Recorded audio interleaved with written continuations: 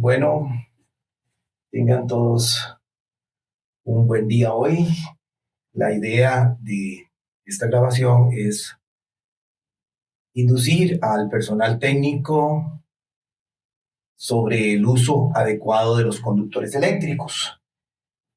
Hay mitos, hay verdades y hay ventajas de utilizar conductores eléctricos adecuadamente según la normativa de Costa Rica.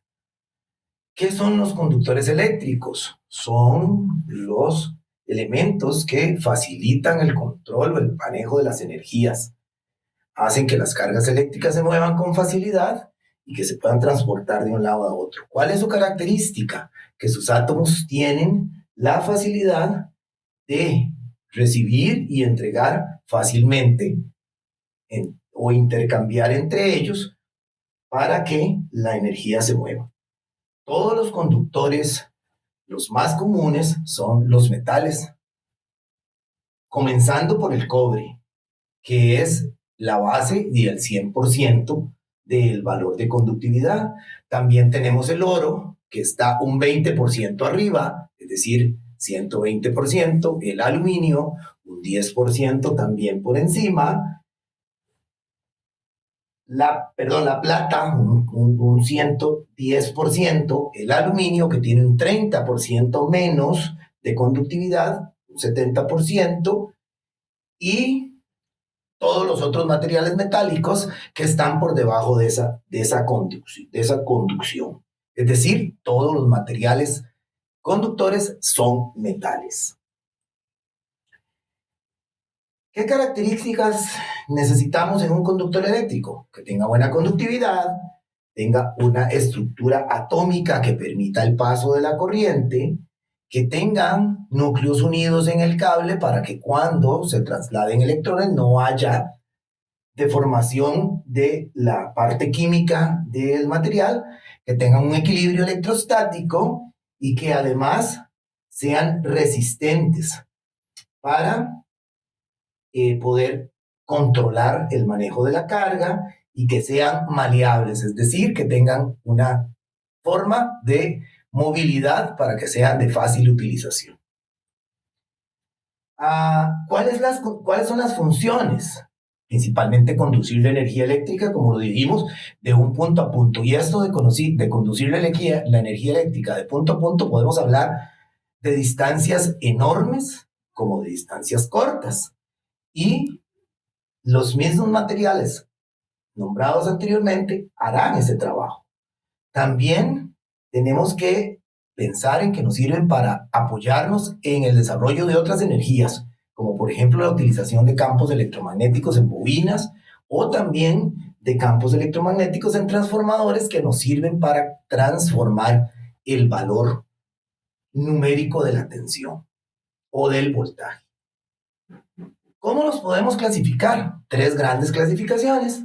Primero, los de baja tensión, que están utilizados en todas las construcciones de edificios, residencias, industrias, que están por debajo de los voltajes de 5.000 voltios o de 5 kilovoltios. También tenemos los de mediana tensión, entre 5 y 35 kilovoltios, es decir, entre 5.000 y 35.000 voltios, que normalmente se utilizan para la distribución de energías dentro de las ciudades. Y tenemos los de alta tensión, que están por encima de los 35.000 voltios, que son los que se utilizan para transportar la energía desde sus puntos de origen, como las centrales hidroeléctricas, a distancias lejanas de los puntos de utilización, donde están los centros de población y los centros de producción por industrias, y que nos facilitan ese transporte desde distancias muy largas hasta los puntos donde se necesitan. Estas líneas también de alta tensión pueden ser tanto aéreas como subterráneas. Aquí podemos ver un diagrama de cómo está una maqueta en el proceso de la transportación de la energía. En esta parte de acá tenemos la planta de generación. Aquí tenemos una generación de baja energía y una transformación a alta energía. Todas estas torres creo que las hemos visto en la gran mayoría en las montañas de nuestro país. Y esas torres son altas, grandes. ¿Por qué? Porque llevan energías de muy alta intensidad, de muy alto valor de voltaje, que son potencialmente riesgosas para los humanos. Entonces, entre más altas y más largo del hombre estén, más seguridad tenemos. Toda esta parte es la transportación de los conductores de alta energía. Al llegar cerca de los centros de población, tenemos una subestación que se llama una subestación reductora. Bajamos de alta energía acá a mediana energía por acá. Y esa mediana energía por acá, después la hacemos que circule por los centros de población o por los centros industriales o por los centros donde se necesita en mediana tensión. Podemos poner de ejemplo que por acá andamos en el orden de los 273.000 voltios y por acá podríamos andar en los 32.000 voltios. Y cuando llegamos a las casas, a las residencias, las industrias o los edificios, tenemos otra disminución de energía desde los 32.000 voltios, de los 17.600 hasta los 240 o 440 voltios que utilizamos en las industrias. Entonces aquí nos damos una idea de lo que tiene el proceso y dónde se utilizaron cada uno de los grupos de conductores que mostramos anteriormente. Los conductores, si nos vamos a la utilización propia dentro de las industrias y dentro de las residencias, es importante saber su nombre. ¿Por qué? Porque el hablar con lenguaje técnico es una condición importante, porque eso hace que nos comuniquemos con buena técnica. Entonces, ¿cómo se identifica cada uno? Por su forma de construcción. Tenemos en primer lugar el alambre. Vemos en la parte central, pintado de naranja, el conductor de cobre. Y vemos que es un conductor totalmente sólido. Y en la parte verde es el aislante que lo recubre. En el centro, y este se llama alambre.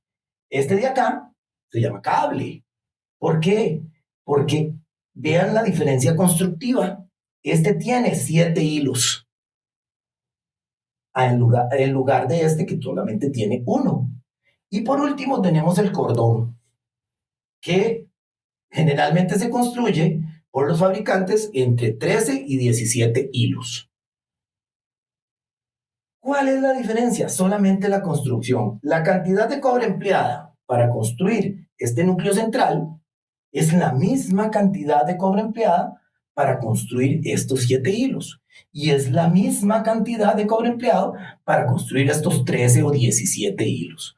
Por lo tanto, en cada uno de los 3 podríamos tener la presentación diferente, pero la misma capacidad de conducción.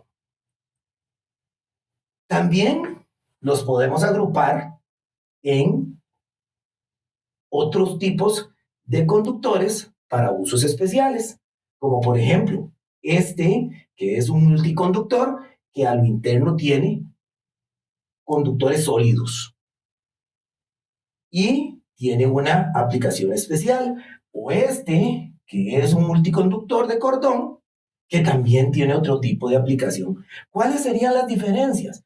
Que el conductor o el multiconductor y el conductor sólido es más rígido, es menos flexible, tiene menos movilidad, mientras que el multiconductor de cordón tiene mayor movilidad.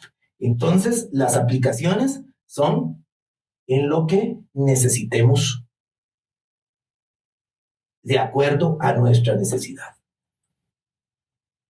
Todos están construidos por una parte aislante. Esa parte aislante hace que el conductor, cuando está dentro de una canalización o expuesto en algún momento a una persona o a un humano cerca, evite un accidente.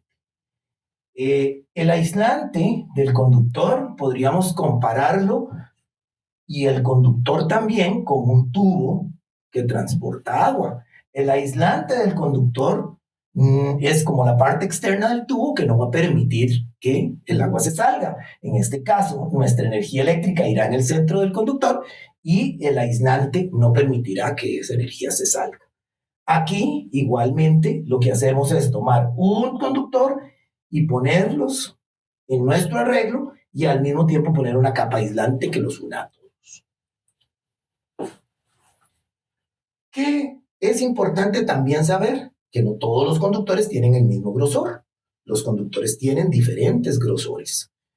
Y el grosor está dado por su capacidad de conducción. Y también está normado. Está normado por una norma americana que se llama el AWG, que es el American Wire Gauge, o el calibre de cable americano, que está dado en fracciones de pulgada por el sistema inglés que se utiliza en los Estados Unidos. Para hacerlo adecuado a nuestro sistema nacional, que es el Sistema Internacional de Medidas, transportamos la medida en pulgadas a la medida en milímetros. Y entonces así podemos tener idea de cuál es el grosor interno del área de conducción. Vemos aquí que tenemos dos alambres, uno que dice calibre 8 AWG y otro que dice calibre 14 AWG. Y vemos que el calibre 14 es más pequeño en la figura que el calibre 8. ¿Por qué? Porque aquí es importante esta leyenda, que entre menor sea el calibre AWG, es más grande el conductor. Menor 8, más grande el conductor. Mayor 14, menor es el conductor. O sea que aquí la norma de crecimiento del valor numérico es inversa al valor del conductor. Y lógicamente también vamos a encontrar ahora y nos vamos a dar cuenta que a mayor área, mayor capacidad de conducción. Es decir, mayor cantidad de corriente vamos a poder transportar. Los conductores están normados en su parte aislante. Tenemos normativas que podemos ir entendiendo una a una o podemos irlas repasando en el momento que no sea necesario. Pero es importante conocer que existen para saber qué aplicación podemos darle. Por ejemplo, esta de acá, si lo vamos a utilizar en un taller mecánico, lo vamos a utilizar en la industria, en la planta, probablemente hay derrames de combustibles, de aceites, entonces utilicemos el que tenga esta especificación. Este por acá, que está en su mayoría difundido, es el que cumple la prueba de no propagación de flama vertical. Es decir, si por alguna razón se incendia el aislante en esta parte, nos asegura que la flama no va a subir a la parte superior. Y así, cada uno de ellos. Si queremos tener alguno de intemperie, pues usamos el Sunlight Resistance o el resistente a los rayos ultravioletas. Así que esos apartados nos indican y nos dan un valor de criterio para saber cuál podemos usar.